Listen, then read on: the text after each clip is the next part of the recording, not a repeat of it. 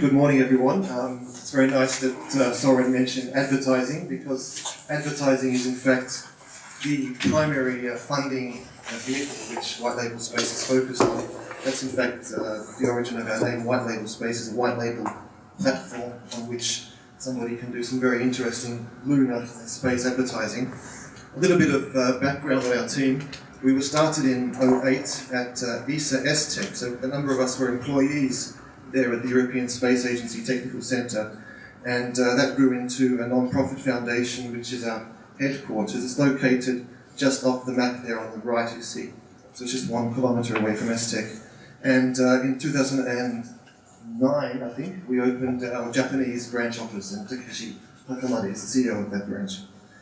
As I said, it's the brandless GLXP mission, so looking for sponsors primarily to fund the mission, and it might look something like this, maybe reminiscent of Formula One competitions and such other well-known sporting events. And why we think this is possible is there's a lot of money in advertising, and many of you might know that. This is a comparison of advertising budgets of some of the biggest brands in the world compared with the space exploration budgets of a number of large space agencies around the world. And of course NASA is a bit off the chart there, although getting a bit lower nowadays, I hear. In any case, the White Label Space Google Lunar X Prize mission should cost around $50 million, and that's just a thin slice you see on the left-hand side. Now, I want to talk about video, very, very important, also something that Soren brought up. We are also in compliance for quarter 2 of 2011. You have a list of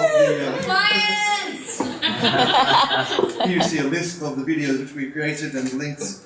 And we actually have a team of 4 people, including the latest member, Masato Kaneda, from Japan. And this team of volunteer video editors is distributed around the world, and they're keeping us compliant. Now, a little bit about how we're managing this video production, because it's not easy. We've been ramping up since the beginning of this year. Currently, we're storing our data on a large in-house SFTP server at our headquarters, and the downside of that is that each of the video editors has to work locally on their own machines. There's lots of uploading and downloading of video content, takes a bit of time, costs a bit of money.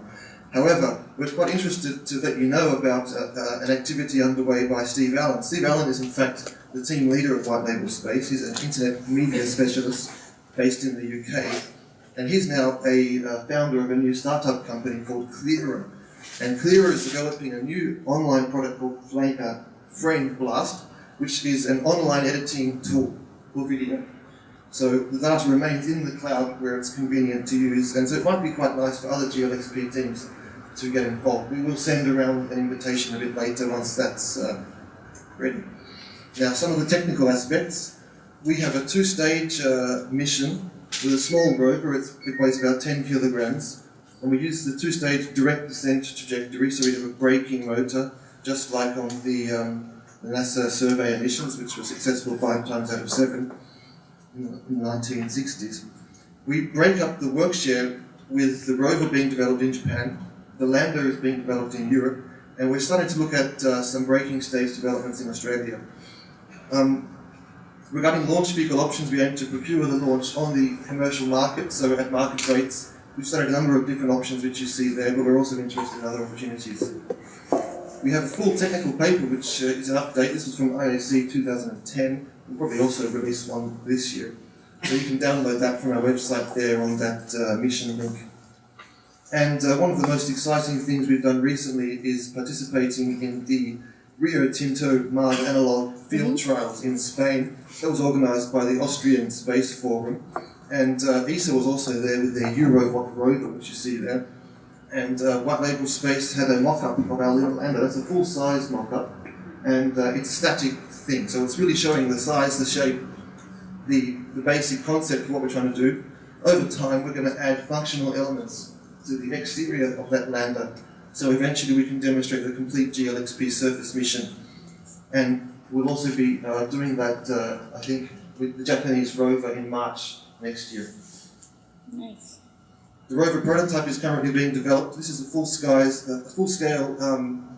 and full functionality prototype will be tested on Earth. This is at Tohoku University in Japan. This is a recent photo. In the next couple of months we expect this to actually be driving around and taking video data. We're also developing a throttleable engine. This is a key technology for GLXP. We've recently reached a cooperation agreement with TNO. It's a major scientific research institution in the Netherlands, and they've agreed to let us test our rocket motor on their test bench, which you see in the top right there. It's a bipropellant system using non-toxic propellants, and you see a cat model and an early drawing there on the left. And on the bottom right, you see a recent test which has got some of the technologies which are going to be feeding into this. So we're expecting to do that testing sometime in Q4 of this year. I'd like to briefly introduce the new plan in Japan. Using the global prototype we developed in this summer, we are global travel all over the Japan. The location, the famous place like a sightseeing place, Fuji or the castles, temples, and we expect to do this from this October. And we expect also the potential sponsors from local companies as well as the travel agency majors, government. And one important thing is we can also collaborate with the local universities for education and testing.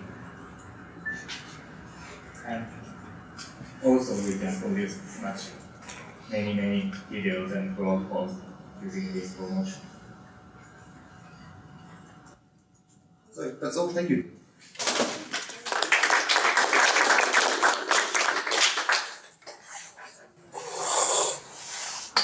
You can compile that budget slide yourselves, and would you be willing to sell it? The data is available publicly. I'll give you the reference.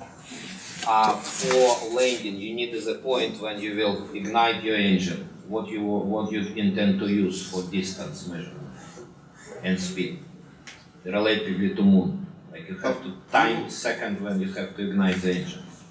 We don't have to precisely time it because we have a throttleable engine, but we will have a radar altimeter to determine our altitude. Thank you.